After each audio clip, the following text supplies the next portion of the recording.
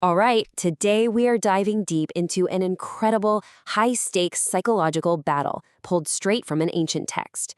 So picture this: two powerful, opposing forces locked on a collision course, all within the walls of a single household.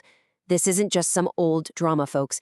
It's an epic showdown between unbreakable integrity and a desire so all-consuming it threatens to burn everything down.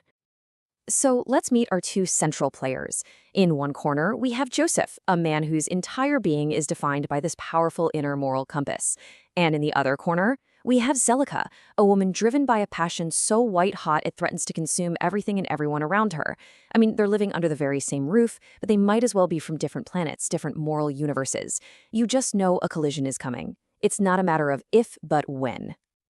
Okay, so let's set the stage. We're going to start by getting to know these two figures whose entire lives are basically set up for this dramatic head-on collision. So first up, let's talk about Joseph. He's 27, and yeah, he's the steward of this big estate, but that's just his job title. Who he is something else entirely. He's a man who just radiates this immense inner strength through, his quiet confidence and the very way he moves. And what's so fascinating about him is how his entire character is built from the inside out. See, his foundation isn't about power or status or any of that stuff. It's this deep personal conviction, a reverence for God. And that is what gives him this incredible self-control. You see it in his calm demeanor, his gentle but firm voice. This inner focus, that's the source of his resilience. It's a superpower, really. And then we have his complete opposite. Meet Zelicah. She's 25, the mistress of the house, a noblewoman who is just completely driven by this overwhelming, all-consuming desire. And yeah, that desire has just found its target. And wow, the contrast between them could not be more stark, right? Joseph is all about his inner world, his conviction.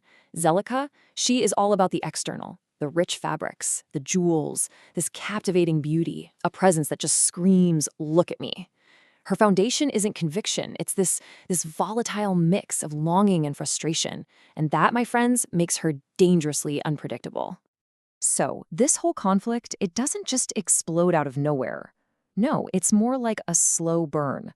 It starts as this relentless, day after day, psychological pressure cooker, all designed for one thing: to wear down Joseph's resolve.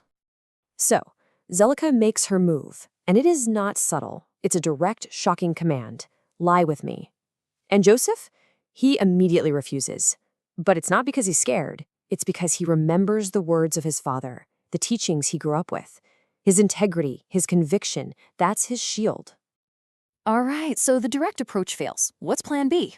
She completely switches tactics. Now she starts this campaign of praise, just constantly complimenting him. His eyes, his voice, his hair, anything to flatter him. The goal? To make him see himself through her eyes, to get inside his head and break down that resolve. But Joseph, he's just untouchable. It's like nothing she says can stick. He deflects every single compliment. Every time she talks about his beauty, he turns the conversation right back around to something deeper: mortality, God, the spiritual. He just flat out refuses to play her game. So seduction has totally failed. Flattery didn't work. So where does she go from here? The threats. Now it's direct. She's threatening him with death, with punishment. But his response? It's still completely unwavering.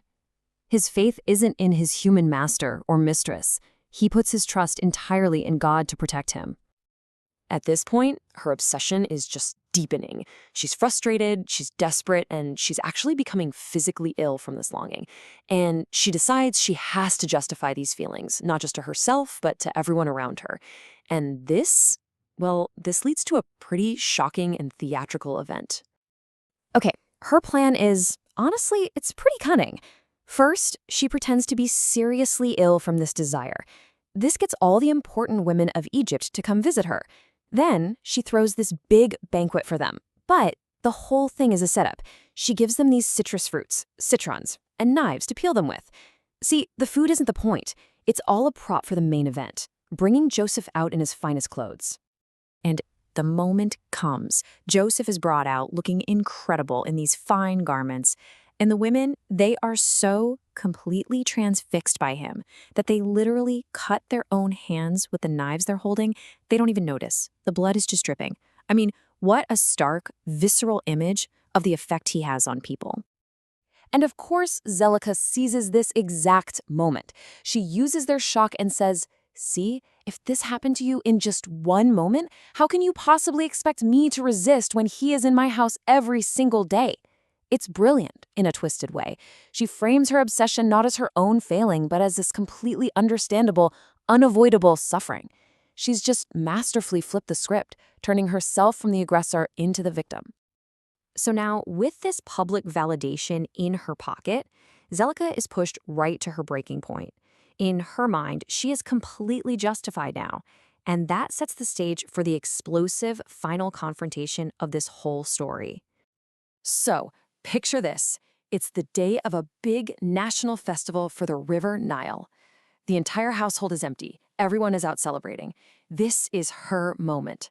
She goes to her private temple, she adorns herself in royal garments, she fills the air with perfumes, myrrh, aloes, the whole deal.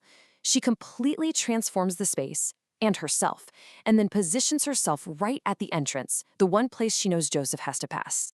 Joseph walks in, sees her, and immediately tries to turn and leave, but she grabs him. And this isn't seduction anymore.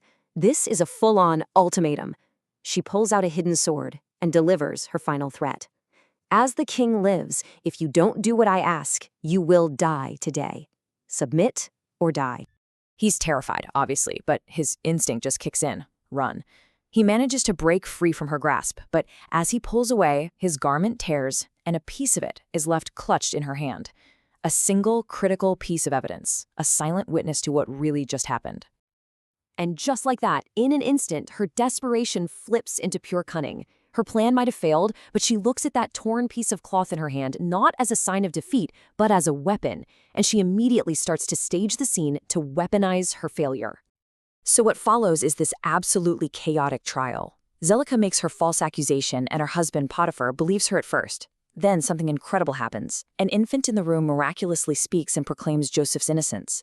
Well, Potiphar is shamed, and he takes the case to the priests, and they look at the key evidence, the torn garment. And where's the care? It's on the front. That proves Joseph was running away from her when she grabbed him. The evidence vindicates him completely. But to save face, to protect his household's honor, Potiphar sentences him to prison anyway. And so, this all leads us to the final act, where true character gets tested, not in the bright open halls of a grand house, but in the darkness and confinement of a prison cell. Joseph is sentenced to 12 long years in prison. And you'd think that would be the end of it, but no, Zelicah's obsession is still burning. For months, she actually visits him in prison, still trying, pleading, even threatening him. And yet he steadfastly refuses every single time, until finally, she just stops coming. Even in chains, his integrity remains completely unbroken. And in the end, something truly remarkable happens. Even in prison, Joseph earns favor. He's given authority over all the other prisoners. Think about that. His circumstances changed dramatically, but his character didn't. He was a steward in Potiphar's house, and now he's become a steward in the prison. It proves his integrity was never about his location or his status. Which really leaves us with a powerful question to think about, doesn't it? When your outer freedom is completely stripped away, what is the real value of your inner integrity?